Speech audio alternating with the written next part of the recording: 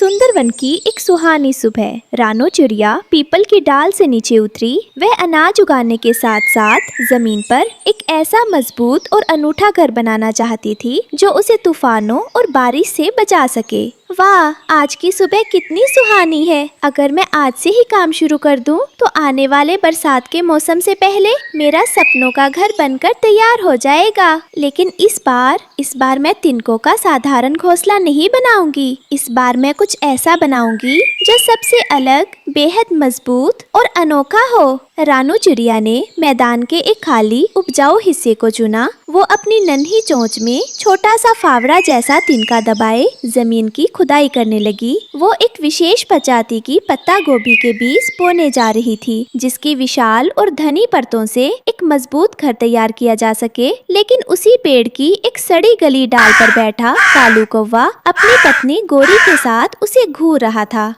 सुनती हो गोरी, जरा इस नन्ही रानू चिड़िया को देखो। तड़के ही उठकर जमीन ऐसे खोद रही है जैसे नीचे कोई खजाना दबा हो। खजाना? अरे कालू, इस गरीब चिड़िया की औकात देखी है तुमने? ये जरूर कोई मामूली बीज बो रही होगी। लेकिन सुनो कालू, जो भी हो, अगर इसमें से खाने लायक कुछ भी निकला ना, तो मेहनत इसकी होगी और पेट हमारा भरेगा।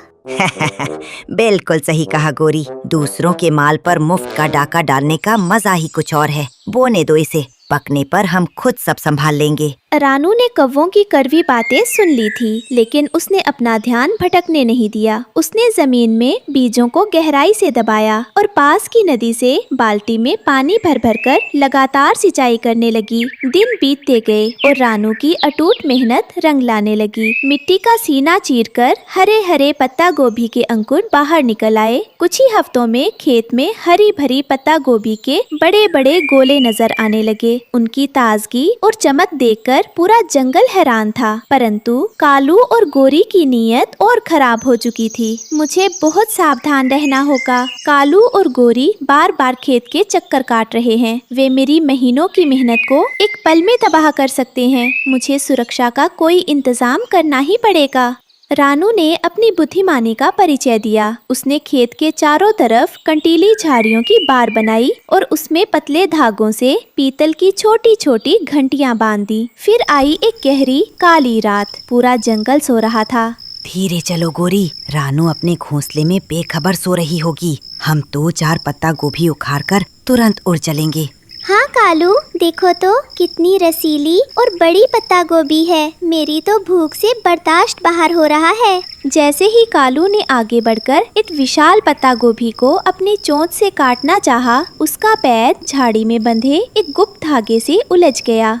जागो, सब जागो, चोर आए हैं। कालू और गोरी मेरे खेत में चोरी कर रहे हैं, बचाओ।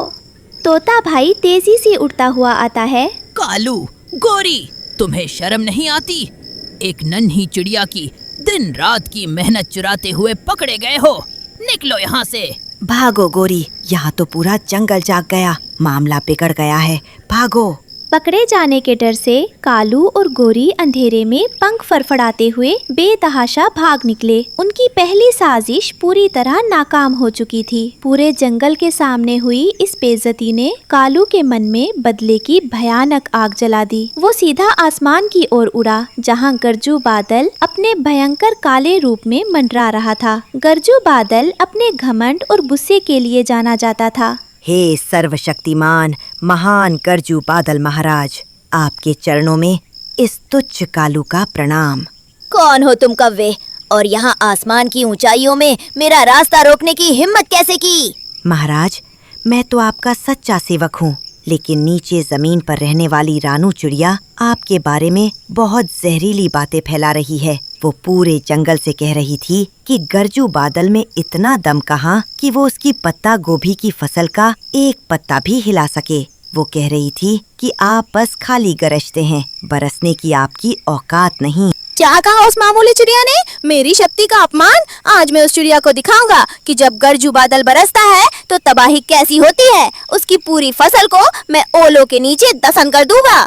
कालू कौवा मन ही मन दुष्ट हंसी हंसता हुआ नीचे लौट आया। देखते ही देखते दिन के उजाले में भी काली रात जैसा अंधेरा छा गया। गरजू बादल रानू के खेत के ठीक ऊपर आकर जम गया। मूसलाधार बारिश और भारी भारी ओले तप तप गिरने लगे। ओलों की घातक मार से रानू की कोमल पत्ता गोभी कट कट कर मिट्टी में मिलने लगी। रानू अपने घोंसले के कोने में दुबक कर बेबसी से अपनी मेहनत को बर्बाद होते देख रही थी। हे भगवान, मेरी महीनों की मेहनत, मेरा सपना सब पानी में बह गया। अब मैं अपने रहने के लिए घर कैसे बनाऊंगी? मैंने किसी का क्या बिगाड़ा था? बारिश थमने पर खेत में केवल कीचड़ और टूटे फूटे पत्तों के अवशेष बचे थे। तभी एक वृद्ध और अनुभवी पक्षी बूढ़ी चील वहां उड़ती हुई आई। रोने से बिगड़े काम कभी ठीक नहीं होते बेटी रानू, आंसू पोंछो। लेकिन दादी, गरजू बादल और कालू कौवे ने मेरी सारी उम्मीदें तोड़ दी। अब मैं क्या करूं? सुनो रानू, पत्ता गोभी केवल इस निचले मैदान की मिट्टी में ही नहीं उगती। इस जंगल के पार जो ऊंची ऊंची पथरीली चट्टानें हैं, वहाँ पहाड़ी महा पत्ता गोभी के जादुई बीज मिलते हैं। वे पत्ते इतने विशाल और कठोर होते हैं कि उन पर न तो ओलों का असर होता है और न ही पानी ठहरता है। अगर तुम में हौसला है तो वहाँ जाओ और नए सिरे से शुरुआत करो। धन्यवाद दादी, मैं हार नहीं मानूंगी। मैं आज ही उस पहाड़ी की ओर जाऊंगी। रानू ने अपनी दिशा बदल दी। उसने सुंदरवन के निचले मैदानों को छोड़ दिया और ऊंचे पथरीले पहाड़ी इलाके की ओर उड़ान भरी। कड़ी धूप और थका देने वाली यात्रा के बाद उसे चट्टानों के बीच एक नमी वाला जादुई कोना मिला। वहाँ उसने बूढ़ी चील के बताए अनुसार पहाड़ी महापत्ता गोभी के बीज ढूंढकर बो दिए। यह पत्ता गोभी कोई साधारण फसल नहीं थी। इसके पत्ते इतने विशाल थे कि एक एक पत्ता किसी ढाल जितना मजबूत था। रानू रोज दूर बहते झरने से पानी लाकर सिंचाई करती। उधर कालू कौवे को लग रहा था कि रानू डर कर जंगल छोड़ चुकी है। लेकिन एक दिन तोते ने रानू को पहाड़ी पर काम करते देख लिया और तुरंत उड़कर उसके पास पहुंचा। रानू, रानू, सावधान हो जाओ। कालू को खबर लग गई है कि तुम इस पहाड़ी पर विशाल पत्ता गोभी उगा रही हो। वह दोबारा गरजू बादल के पास जाकर इस फसल को भी तबाह करवाने की साजिश रच रहा है। लेकिन इस बार रानू के चेहरे पर डर का कोई निशान नहीं था। उसकी आंखों में एक अटूट आत्मविश्वास और न्याय की चाह थी। नहीं तोते भाई, इस बार मैं रोऊंगी नहीं और ना ही अपनी फसल को बहने दूंगी। इस बार मैं सीधा न्याय मांगूंगी। न्याय? लेकिन किससे? गरजू बादल तो किसी की बात नहीं सुनता। गरजू बादल से भी बड़ा कोई है, समस्त बादलों के राजा, सृष्टि संरक्षक मेघराज। मैं उनके दरबार में जाऊंगी। रात के गहरे अंधेरे में जब पूरा जंगल सो रहा था, तब कालू कौवे का जासूस दोस्त चीकू चमगादड़ उल्टे लटक कर रानो चिड़िया की हर हरकत पर नजर रखे हुए था। जैसे ही भोर की पहली किरण फूटी, चीकू फौरन उड़कर कालू कौवे के घोंसले में पहुंचा। कालू भाई, ओ कालू भाई, जल्दी जागो, बहुत बड़ी और सनसनीखेज खबर लाया हूँ। काव काव, इतनी सुबह सुबह क्यों सिर चाट रहे हो चीकू? क्या हुआ? हाँ, इतनी सुबह क्या कोई खजाना मिल गया तुम्हें जो चीख रहे हो? खजाना ही समझो गोरी भाभी। तुम दोनों सोच रहे थे कि रानू चिड़िया हार मानकर जंगल छोड़कर भाग गई। अरे नहीं, मैं पूरी रात जागकर देख रहा था। रानू तो जंगल के पार वाली ऊंची पहाड़ी पर छिपे कोने में बहुत विशाल और जादुई पत्ता गोभी उगा रही है। उसकी फसल लहलहा रही है। क्या? उस नन्ही चिड़िया की इतनी हिम्मत? वो पहाड़ी पर जाकर नई फसल उगा रही है और हमें कानों कान खबर भी नहीं हुई। देखा कालू, मैंने कहा था ना, वो इतनी आसानी से हार मानने वालों में से नहीं है। अब अगर उसका पत्ता गोभी का घर बन गया तो पूरे जंगल में हमारी कोई थू-थू करने से भी नहीं डरेगा। शांत हो जाओ गोरी। और चीकू, तुमने बहुत काम की खबर दी है। अब रानू चाहे पहाड़ी पर फसल उगाए या आसमान पर, कालू कव्वे से नहीं बच सकती। मैं सीधा गरजू बादल के पास जाऊंगा और ऐसा भड़काऊ झूठ बोलूंगा कि गरजू बादल ओलों की ऐसी बौछार करेगा कि रानू की फसल के साथ साथ उसके सारे सपने भी हमेशा के लिए दफन हो जाएंगे।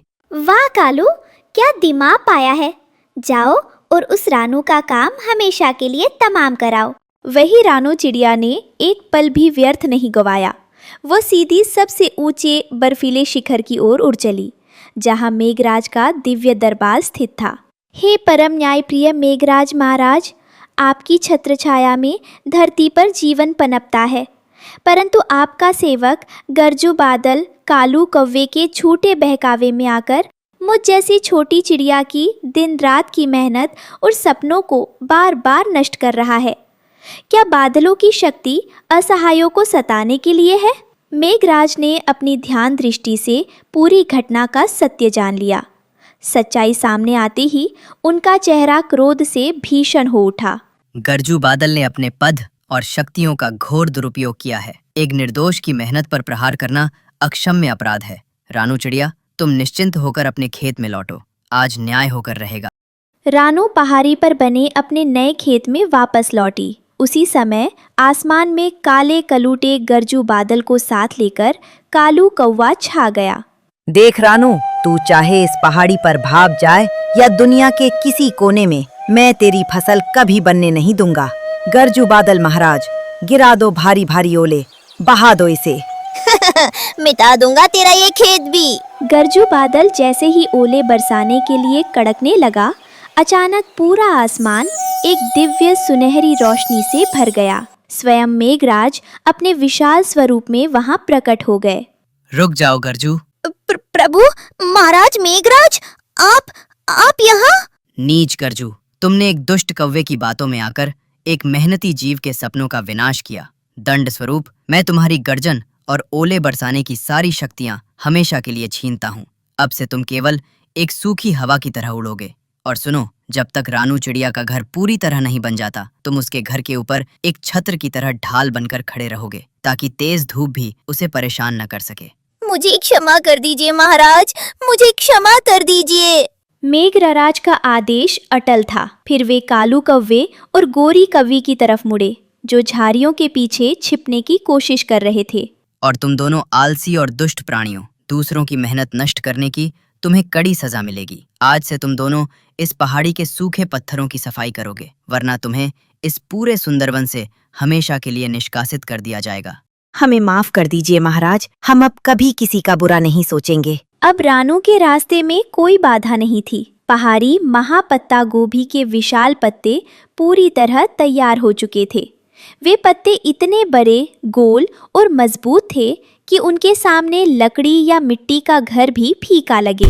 रानू ने अपनी नन्ही चोंच से पत्ता गोभी की बाहरी सख्त परतों को तराशकर एक सुंदर दरवाजा और हवादार खिड़कियां बनाई। अंदर की मुलायम परतों को उसने बिछौने की तरह सजाया। पत्ता गोभी की गोल बनावट ने एक ऐसा अद्भुत घर तैयार किया था जिस पर बारिश का पानी बूंद बनकर फिसल जाता था। अंदर ना तो ठंडी हवा आती थी और ना भीषण गर्मी। जब पत्ता गोभी का ये अनूठा घर पूरी तरह बनकर तैयार हुआ, तो जंगल के सारे पक्षी और जानवर उसे देखने के लिए इकट्ठा हो गए।